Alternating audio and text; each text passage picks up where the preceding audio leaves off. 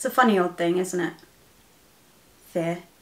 Essentially, it's a construct of the mind based on the influences around us that we can control entirely. However, when you feel scared of something, it's almost paralyzing. Most of the time, fear stems from trauma, abandonment, something you've seen in a scary film, but you know what scares me? The things we don't talk about, yet they have the ability to cause the most pain and suffering. I'm not talking about the cliches such as spiders, poisonous animals like snakes, the dark, or clowns.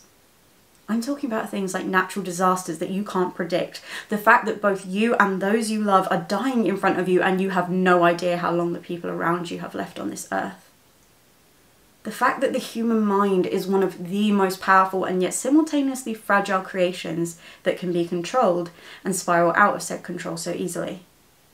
The way that you could end up all alone and you would never see it coming, and that in your last moments you could realise that your life has been a series of regret and mistakes that you can never take back. The paranoia that you could be in a serious accident that leaves you bleeding out before the paramedics arrived. You know, the real stuff. The life stuff. The stuff that we all fear but no one says anything because we don't know how to deal with the idea of something that we have no power over. So we simply don't think about it.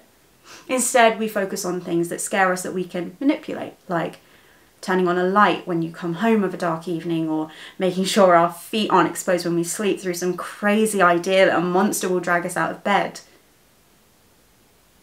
I guess what I'm trying to say is the thing that scares me most is the lack of control I have over my own life, because the course of nature is always changing in ways that we cannot prepare for.